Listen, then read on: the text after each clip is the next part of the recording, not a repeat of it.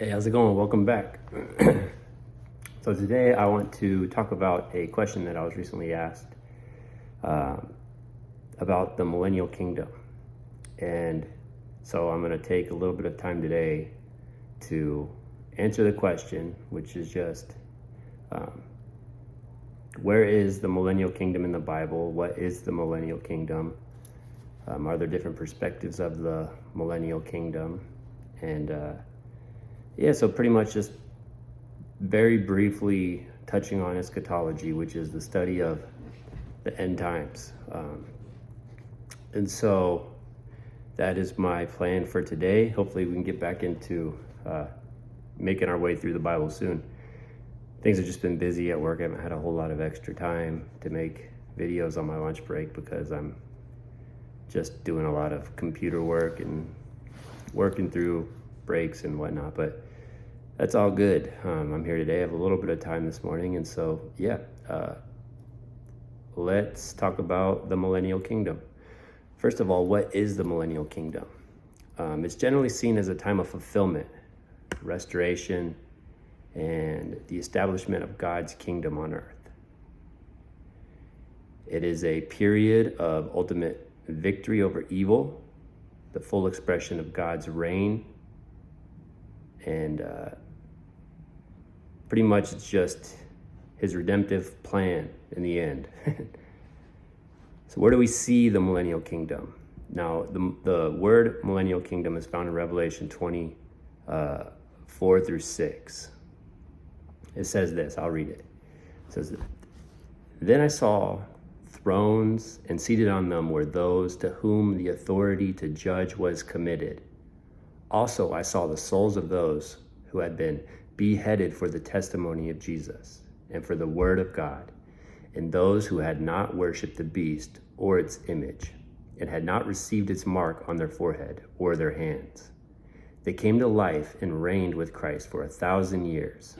That's where we get the millennium from. The rest of the dead did not come to life until the 1,000 years were ended. This is the first resurrection. Blessed and holy is the one who shares in the first resurrection. Over such the second death has no power, but they will be priests of God and of Christ, and they will reign with him for 1,000 years." So this is where the view of the Millennial Kingdom comes from.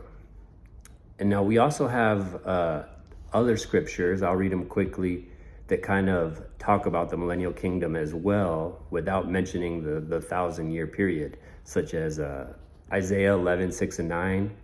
This is a common one. A lot of people know this verse. It says, "The wolf shall dwell with the lamb, and the leopard shall lie down with the young goat, and the calf and the lion and the fatted calf together, and the little child shall lead them. The cow and the bears shall graze, their young shall lie down together, and the lion shall eat straw like the ox. The nursing child shall play over the hole of the cobra, and the weaned child shall put his hand on the adder's den. They shall not hurt or destroy in all my holy mountain, for the earth shall be full of the knowledge of the Lord as the waters cover the sea." So this is just describing what it will be like in the Millennial Kingdom. Some views believe this is what it will be like in the Millennial Kingdom. We also see Zechariah 14:9, "And the Lord will be king over all the earth on that day." When we see the word "on that day," that's often referred to as the day of the Lord, also is another word, but the Millennial Kingdom. "On that day will be one, and his name one." Psalms 72:7, "In his days may the righteous flourish, and peace abound till the moon be no more." Micah 4:1 through 4, "It shall come to pass in the latter days," this is also another reference that people will use for the Millennial Kingdom, the word latter days. "It shall come to pass in the latter days that the mountain of the house of the Lord shall be established as the highest of the mountains, and it shall be lifted up above the hills, and people shall flow to it. And many nations shall come and say, 'Come, let us go up to the mountain of the Lord, to the house of the God of Jacob, that he may teach us his ways, and that we may walk in his paths. For out of Zion shall go forth the law There are many other small references to the millennial kingdom. We see in the book of Daniel, the dream that Nebuchadnezzar has. He sees the statue of, it starts out at the head of gold, and then it goes to different metals until it gets to the clay of, or the feet, which is iron and clay. And then we see the rock come in and smash in the feet, and all of those layers of metal, which represent different kingdoms, come crashing to the ground, and then that rock becomes a great mountain. And this is a picture of something new coming, and a lot of people will view this as the millennial kingdom. And this is God saying, hey, I'm taking control of the world, which in my belief, he's not yet. He's coming back still. So that leads me to different views of the millennial kingdom. So a lot of people don't know this, but there's actually 3 different views, but then inside these 3 views, there are different views within the views. So I'm just gonna, this is all an introduction, okay? So the first view is premillennialism. This is where the majority of Christians will fall, including myself. If you wanna know what my view is, this is where I fall. So premillennialism. This view holds that the millennial kingdom will occur after the second coming of Christ. So this is saying it has not happened yet. It believes in a literal 1,000-year reign of Christ on earth. This view sees the millennial kingdom as a distinct period of time separate from the present age. So this is a future event. The millennial kingdom has not come yet, and it will come when Jesus comes back to the earth, as the Bible says, for the second coming.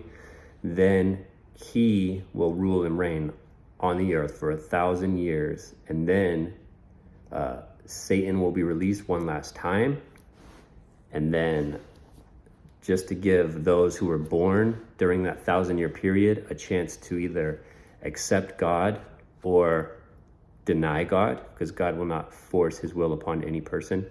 And then after that is the final judgment, where Satan will be thrown into the fire with all those who reject God. And so this is the view that most Christians hold to. And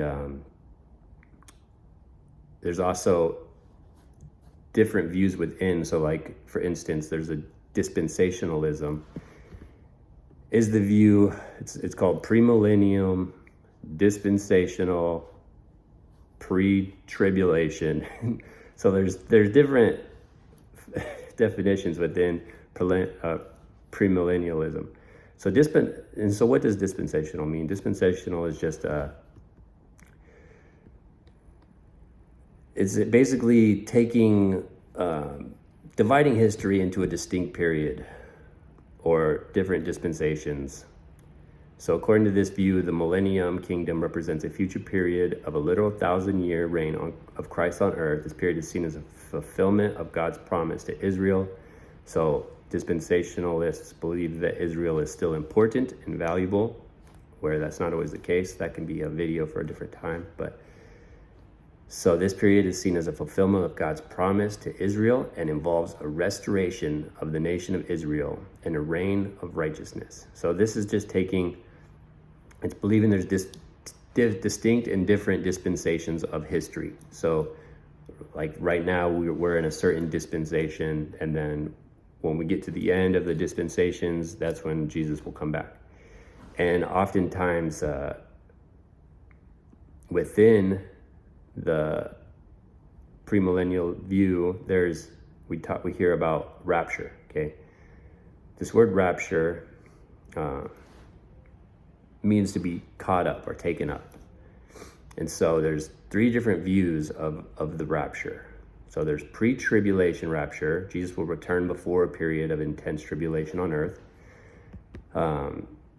Believers will be raptured or taken up to heaven before this time of tribulation. So this view believes that there's going to be a time of tribulation still to come, where God's wrath will be poured out on a Christ-rejecting sinful world. And during that time, there's some that believe that the church will be taken out of the world and brought to heaven with Jesus for that period of tribulation. There's also mid-tribulation rapture. This view teaches that the rapture will occur in the middle of the 7-year tribulation period described in the book of Revelation. Believers will be taken up to heaven to be with Jesus at this point before the worst of the tribulation takes place. So this believes that they're going to go through some of the tribulation, but not all of it, that Jesus will bring up the church like halfway through, hence the word mid-tribulation. And then there's also the post-tribulation rapture. This view suggests that the rapture will occur at the end of the tribulation period. Believers will go through the entire tribulation, experiencing persecutions and trials before being raptured and joining Jesus in his millennial kingdom. So post-tribulation rapture believes that being caught up is not so much a physical event as where Christians are going to disappear, but it believes that we're going to go through the whole tribulation with the world. But then when Jesus comes back, we're going to be caught up with him at that moment to come and rule and reign during that 1,000-year period. And so to summarize these short views, one believes that we're going to be caught up to heaven for a 7-year period. A honeymoon period is what people will say. So a 7-year honeymoon period. During that time, we're in heaven with Jesus on our honeymoon. That is when the tribulation will occur on earth. And the whole purpose of the tribulation in this view is that is twofold. One, God's wrath will be poured out on a Christ-rejecting, sinful world. And also during this time, this is when all of the Jews will be saved. Paul talks about this in Romans 12, I believe. And so that's what the tribulation is for. It's to bring the Jewish people to come to know Christ, and also to pour out his wrath on those who have rejected Jesus.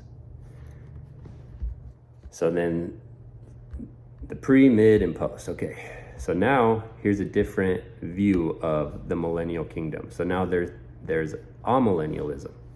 Okay, amillennialism, this view does not interpret the 1,000 years of Revelation 20 as a literal period of time.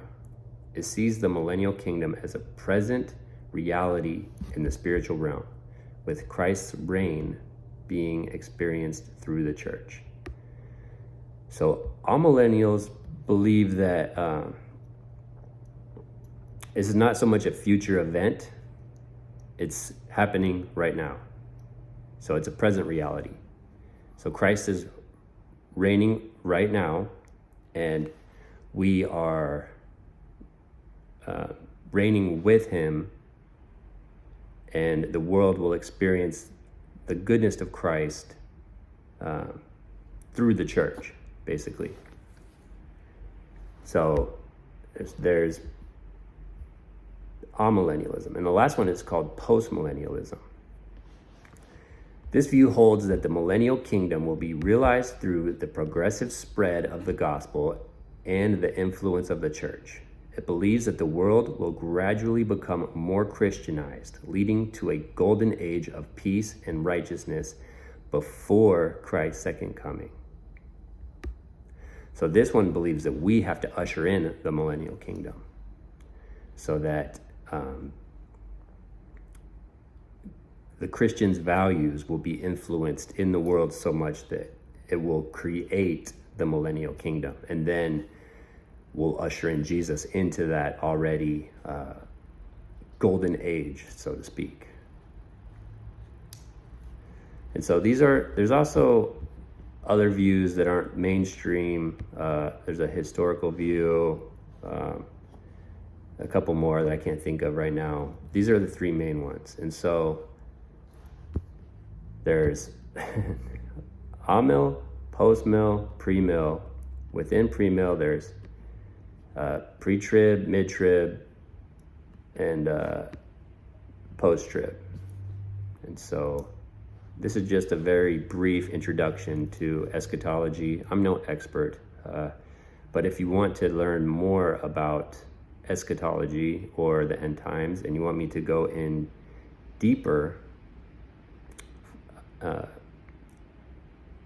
maybe you want me to focus on one of these views, or make a longer format video of all of these views. Let me know and I can do that. If you have any other questions that you want me to just give an opinion or thought or do a study on, leave it in the comments below. I like to answer questions. I by no means am an expert or have all the answers, but I will do my best to explain things simply. And so as not to cause confusion. That's my goal. I don't want to cause confusion. I might fail in this at times because I am learning just like you all are learning. So these are just a brief explanation of the tribulation. And so I hope this is helpful. And yeah, like I said, where I fall on this is I believe that I believe in a pre-tribulation. I also believe premillennial. I'm a premillennialist, premillennial, pre-trib Christian. So I believe that the millennium, or the millennial kingdom, is a future event that is coming. I do believe that we will rule and reign for 1,000-year period with Christ on earth, and then Satan will be released one last time for those to make a decision, one final decision, whether to be with Christ or against Christ. And then comes the final judgment, and then there'll be a new heaven and a new earth, and we'll all live happily ever after. And so that's very brief summary of what I believe, and I believe that there's good reason to have this view, but there's also good arguments for the other view. So don't just think that people are crazy for thinking in a, or holding to a,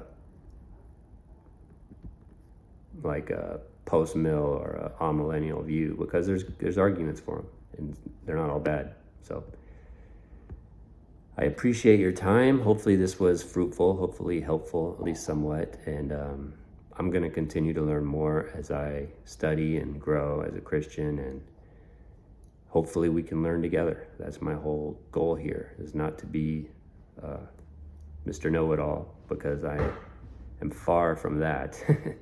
I'm a simple-minded person. I need to learn things simply so that I can hopefully teach things simply. But that's all I have today. I appreciate your time, and until next time.